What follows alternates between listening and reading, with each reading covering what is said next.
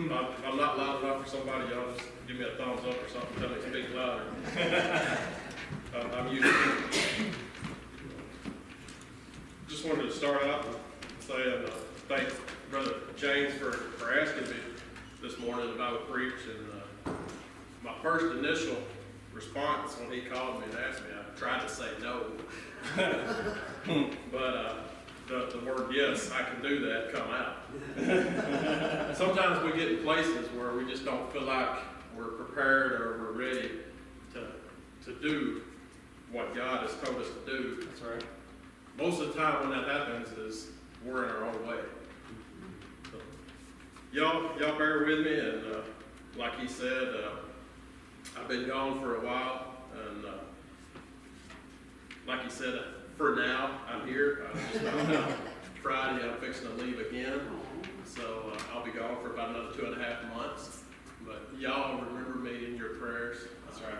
I need every prayer that I can get. Prayer is what gets us to where we're going. That's right. So y'all remember that. And while I'm gone, please remember me and my family in your prayers. Because without prayers, me and my family probably wouldn't be a family much anymore. So today, I want to ask a question to start off with. How many of us feel like we're not in a position or not in a place that we're supposed to be? We feel like maybe God's told us that we're going to be over here, but yet we're over here, right? Why is that?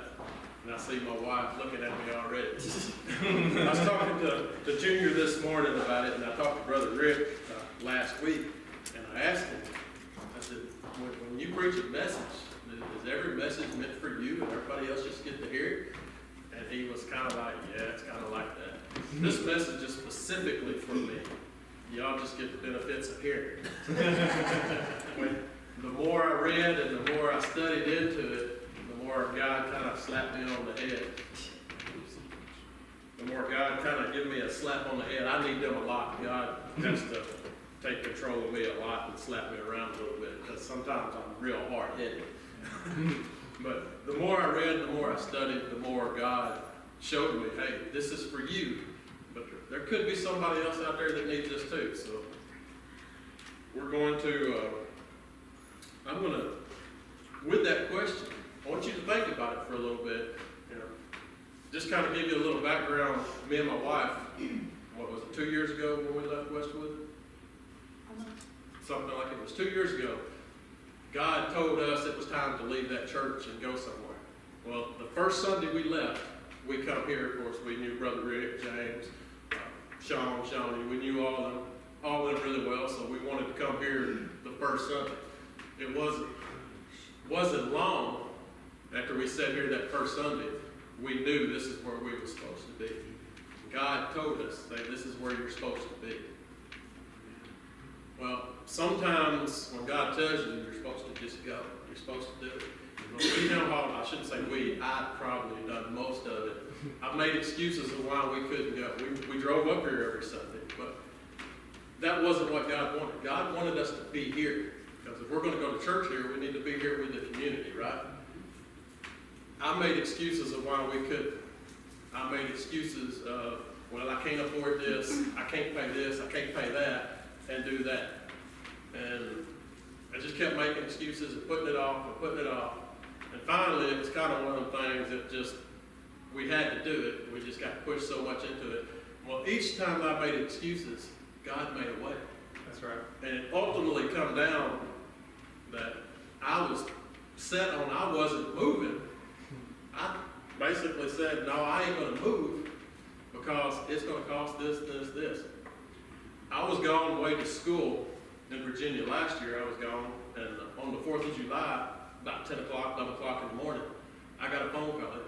Sissy called me, and my parents' house was on fire. Scared to death out of me at that point in time, but it turned out to be a wonderful blessing. At first, it was like they've lost everything that they have, you know. All the stuff that I grew up, that's the house I actually grew up in. We moved in that house when I was 4 years old. Lost everything. And So that scary moment turned into a wonderful blessing. But due to the insurance, my parents has got a beautiful home now. It's twice as nice as or probably 100 times nicer than the one that they was in. Amen. Jay and Sean, they've seen it, they know what it is. She's a beauty. It's a beautiful home, beautiful place. Well, my dad had quite a bit of acreage, and there was a neighbor up there that had been trying to buy our land for a long time, but my dad just never would sell it. Well, when he started building his home, he realized he could make it a much nicer home by selling off some of this acreage that we never used. So he sold off a lot of acreage. Well, in the matter of selling off that acreage, he actually paid off our house. So where I was sitting there saying, I can't do it because God, I can't afford this, I can't afford this. God give me a little smack in the head to see what I can do. See what I can do. I see my wife giving me that eye right now. But every time I made an excuse, he'd come up with an answer. That's right. And Amen. eventually, I was excused out, and we did move. And I'm going to be completely honest, and I don't even know if I really told my wife this. I regretted moving the moment I moved. You can probably tell. We moved, and I made every excuse I could to go back. Every chance I could, I would go back. I was still working on my dad's house. Well, it's hunting time. It's this, it's that. I've got to go do this. I can't leave the house this. There's a cat in the house. We got to go take care of it. I made every excuse in the world to go back. It almost cost me my marriage because I didn't just go and do what God told us to do. And with that being said, I want to get into this scripture. I don't want to hold up too much of your time, but I did tell Brother James, the more I read it, the more scripture I had, the more things I wanted to pass along. So I'm going to try to get through this, and hopefully it won't be too long for you. But before I do that, I do want to publicly apologize to my wife for what I did and when I did it. And instead of just doing what I was supposed to do, what God told us to do, it caused a lot. But thank God for all the prayers that come out of this church and other places for us, is we are now in a much better place. That's right. Closer together and moving closer together and closer to God every day. Amen. So thank the good Lord for that, for his grace and mercy on that. Amen. So, Sissy, I'm sorry.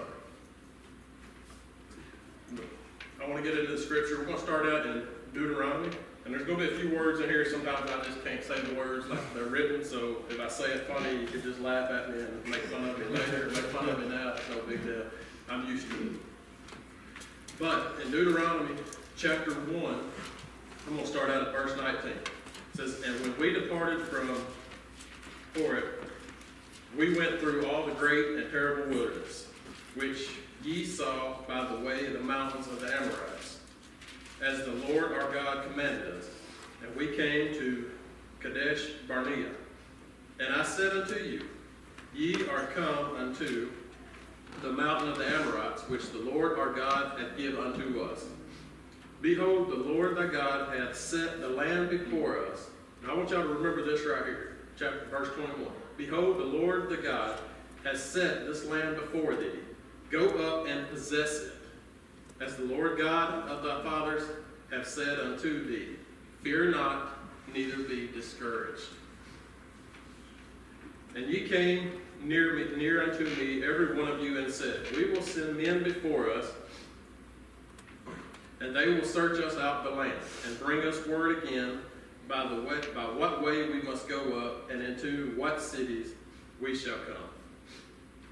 And the saying pleased me well, and I took 12 men of you of the tribe, and they turned and went up into the mountain, and came into the valley of Eshcol, and searched it out. And they took of the fruit of the land in their hands, and brought it down unto us, and brought us word again, and said, It is a good land which the Lord our God does give us." Now this is Moses kind of giving a backstory on what happened in the Exodus. You know, we all know about, they spent 40 years in the wilderness. We know in this, when they said, and I'm pausing right there for just a second for a reason. They talked about, he told them to go forth and possess it, fear not, and do not be discouraged. A lot of times in our everyday walk, just like when he told us to move, I was scared we couldn't do this, or I was scared if I'd have just went in, life probably would have been a lot better on all of us. But I was scared about it, so I convinced myself that it just couldn't happen. It just couldn't be done. So I discouraged myself. Not only did I discourage myself, I discouraged my family, which is a very bad way to go. But right there where it says, it is a good land which the Lord our God doth give us. If they had just stopped right there and said, okay, let's go get it, everything would have been a lot better for them, wouldn't it? It don't say it in here, but I feel like there ought to be a big old word but right there. But, notwithstanding, you should not go up, but rebel against the commandment of the Lord your God. And you murmured in your tents and said, because the Lord hated us, he had brought us forth out of the land of Egypt to deliver us into the hand of the Amorites to destroy us. Whither shall we go up? Whither shall we go up? Our brethren have discouraged our heart, saying, the people is greater and taller than we. The cities are great and walled up to heaven. And moreover, we have seen the sons of Anakims in there. That was talking about giants. They were saying there was giants in there. Then I said unto you, dread not, neither be afraid of them. The Lord your God which goeth before you, he shall fight for you, according to all that he had done in Egypt before your eyes. This is where Moses is reminding them, saying, hey, this is all the stuff that he's done before you. Why are you scared now? And in the wilderness there hast seen how the Lord thy God bare thee, as man doth bear his son, in all the way that ye went unto ye come into this place. Yet in this thing you did not believe the Lord your God, who went in before you to search out the place to pitch your tents in the fire by night, to show you what way you should go, and in a cloud by day. That was Moses saying, where'd you send spies in before? You didn't send spies in before. You just went. When you exited Egypt, you just went. You didn't send spies, you didn't go, you just went. Who done that before? Nobody did. But why are you doing it now? Why are you going in now? And then when you do go in, what happens? You come back discouraged. Them other places, if they would have, say when they left Egypt, if they would have sent spies out first, they probably wouldn't have went to the Red Sea and they'd been stuck, and the story would have been over with right there, right? That's right. No, they didn't. They just trusted in God and trusted in Moses. Well, I'm going to jump back just a little bit, and I want to bring some points back by some of the things that God had already done for them. We all know about the 10 plagues, right? When God told Moses to go tell Pharaoh to let his people go, the people of Israel kind of laughed it off, like, yeah, right, he ain't gonna let us go. But God told him to go. Obviously, Pharaoh said, nah, ain't gonna happen. I'm taking that in my own context. That ain't God's words. But he said, no, it ain't gonna happen. So God sent the 10 plagues. Why did he send the 10 plagues? To show Pharaoh who was God. He done that so he would let his people go. Did that convince him to let them go? Not at first, but finally, after all the plagues, he did say, okay, you can go. How did God lead them out of Egypt? He led them by a pillar of fire at night and a pillar of cloud at day. That's another great miracle. If I see a pillar of fire at night, what are you going to do? You're probably going to come and look at it and say, what's going on there? That's how he led them. That ought to be a miracle enough. They were guided. God said, here, follow this. I will show you the way. And, of course, they didn't know where they was going, so they had to follow that. So that ought to be a miracle. And then one of my favorite ones is they get up to the Red Sea. And there they are, and what happened? Pharaoh had changed his mind. Pharaoh said, let's go get them. and they was coming up there. And then if you go back into Exodus, we're not going back, if you read that, it starts talking about the people of Israel were murmuring. Remember that word, murmuring. The people of Israel was murmuring. In other terms, they was complaining. They was saying, why'd you bring us out here to die? We could at least stayed up there and they'd have fed us and we could have lived for a long time. That's right. They started complaining against Moses and they started complaining against God. But for some miracle reason, God still wanted to show who he was. So he said, hey, I'm going to part the sea for you. You walk across on dry land. They walked across on dry land. Parted the sea and they walked across on dry land. After right there, no matter what, after that point in time, you would think they would be like, I'm going to do anything he says. But they didn't. They complained. They continued to complain. They continued to keep going. They got thirsty. Of course, you're out walking around, you get thirsty. They started complaining because they didn't have any water. 2 times, if you read it there's 2 different times God made water for them to drink. Once he put a tree in the lake or the river because it was bitter water. He put a tree in it to make it sweet. So they was able to drink that water. Second time, he struck a rock and made water come out of it. Once again, he filled their need. Find something else to complain about. Oh, now we're hungry. This is just like our everyday lives, ain't it? Every time we get this, we wanted that. I'm hungry. I give you a hot dog, but I wanted a steak. That's amen. Is that not true? That's us all together. Me, I'm perfectly fine with hot dogs. I love hot dogs. But is that not us as a people today? We get a car. Me, I want a truck. Right or wrong? Right. So, we get one thing, we want the next. So they got their water. Oh, I'm so hungry. So what did God do? He provided them manna. He provided them quail. Not only did he give them bread, he gave them meat to put on the bread. Me, I need food. I need meat. I like meat. I give me teeth for a reason. That's right. He gives me bread. I need something to put on it. That's just me. So they just kept on and kept on and kept on. They complained and done this and done that. Eventually, the complaining is going to overwhelm, right? And they kept on, and then they come up to Amalek. There was a battle. It was against an army that they had no business going against. Right. It would be, if you think about armies, it would be like a portion of our army in the United States, like our Tennessee National Guard, decided we're going to go against the rest of the United States Army. Now, I think we got a pretty good chance because we do have a lot of tanks and Bradleys. But it would be like a portion of the Tennessee National Guard saying we're going to take on the whole United States Army. Although we do have a pretty good chance, they still are much bigger, more powerful. Everything we got, they got plus some. So we would have no business doing it. But God said, I've got you. And when they was up there battling, y'all remember this story, as long as Moses' hands were raised high, they was winning the battle. But as soon as his hands went down, they started losing the battle. That's right. Because God had them. God was looking for their faith. But they went, and they continued on and continued on. Well, just them few things, you would think that would be enough for them to stop complaining and just go on and do what God said do. It's just like us in our everyday lives. We complain, and complain. Mm-hmm.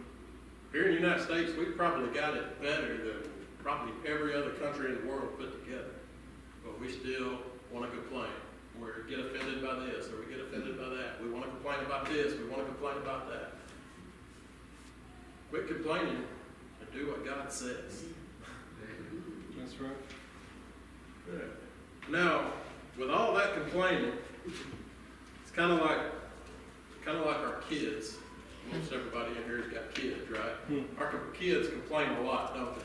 Well, I wanted this, I wanted that. And eventually, after so much complaining, we finally say, that's enough. Go to your room, go to the corner, you're in timeout, pull off the belt, give them a whooping, whatever it is we choose to do, we do it, right? Well, guess what? God does it too. So we're going to jump back to Numbers chapter 14.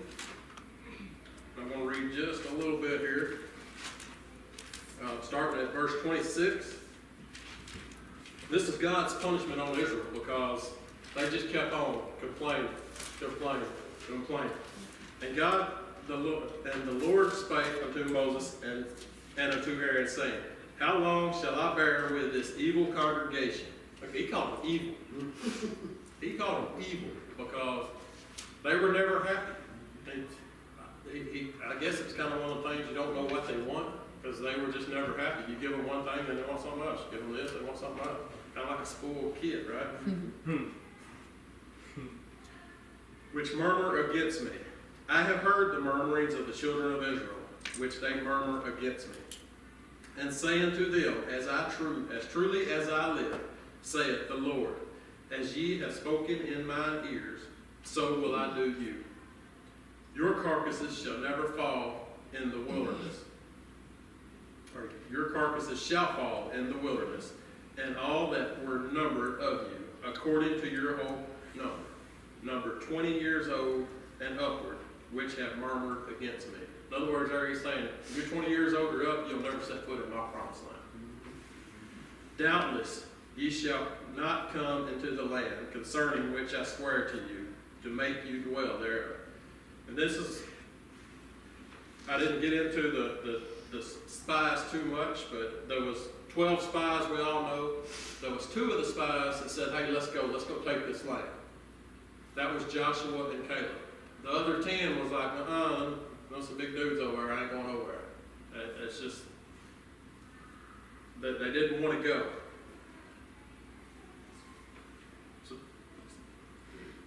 Doubtless ye shall not come into the land concerning which I swear to make you dwell thereof, save Caleb the son of Jephunneh and Joshua the son of Nun.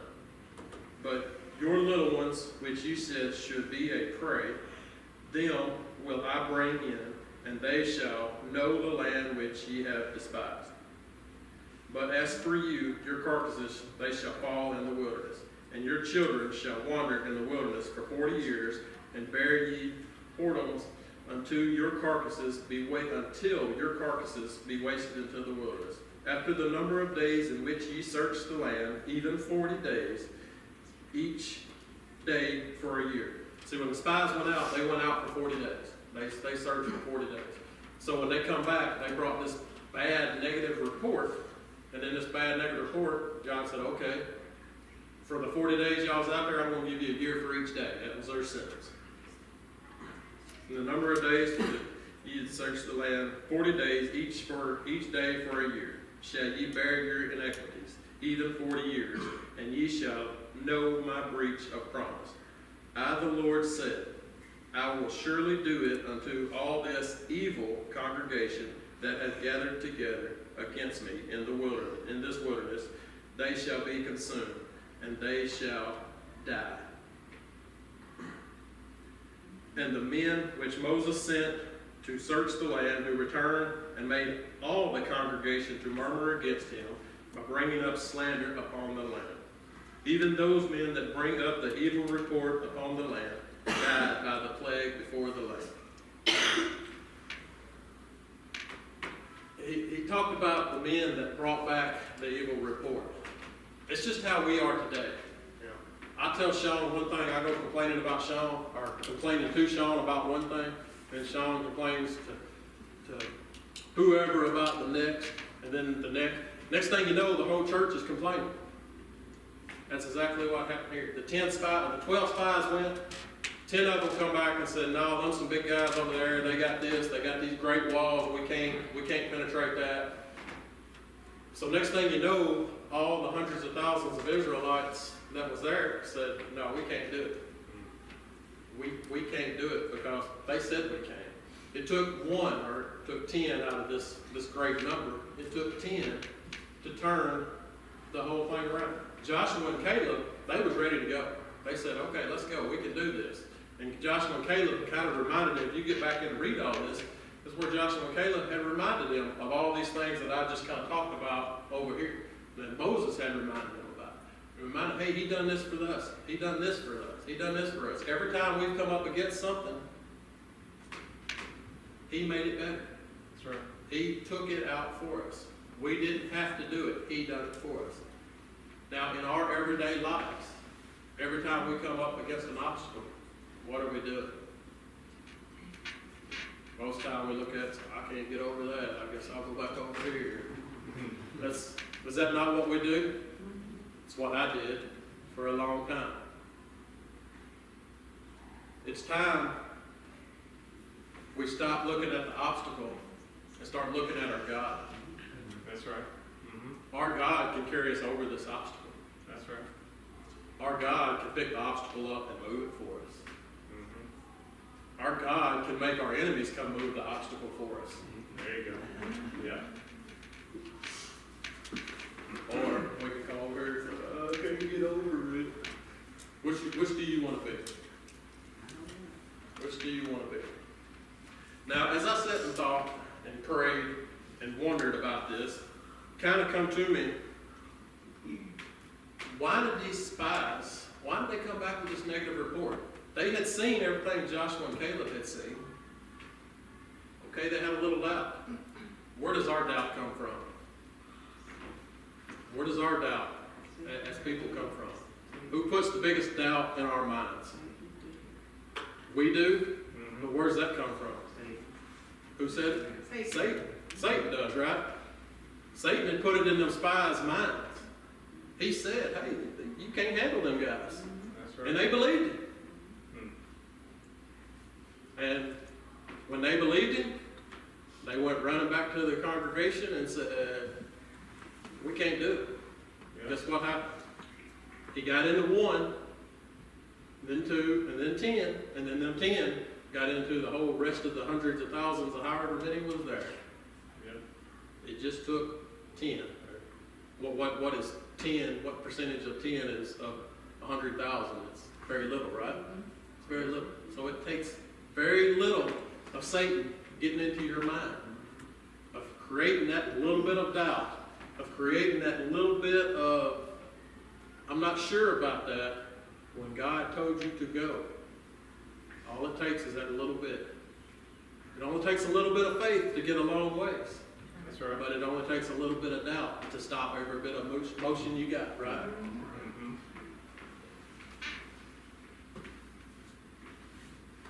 Now, when he said, okay, y'all not going to take this land. Yeah, I'm not going to give you this land. So they started complaining and murmuring about that. And I'll stop reading from there and just kind of break it down in my own little word. They stopped reading, or didn't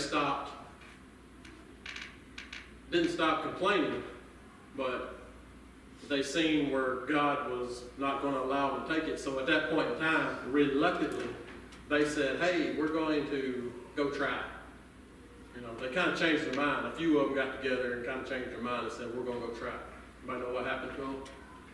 That army got destroyed. Yeah. Because, yeah, God told them to go forth and possess it, but after so many times of him telling them to do it, and they didn't do it, telling them to do it, he's like, okay, forget it. I'll let this people do it. They finally said, well, I don't want them to go, I'll go. So they took off and tried to create the battle for it. They got destroyed. If they had just went the first time, when they seen that the land was a good land, it said land of milk and honey. It said a cluster of grapes that was large enough it took 2 men to carry it. Y'all ever seen a cluster of grapes? Most of them are like this big. You know, that's a whole cluster. How big is a cluster of grapes? It takes 2 men to carry it. I like to eat. God tells me to go up there and I see fruit like that, I'm going. Whatever's in my way, it's getting out of my way, I'm going. I'm sorry. He said the land was full of milk and honey. It had cluster of grapes and it had pomegranates and figs. What more? What more could you ask for? But they wanted to sit back and complain, just like we do in our everyday life. God tells us, hey, go do this. God told me to move up here. took me, what, a year and a half to finally do it? Probably slapped at the church. But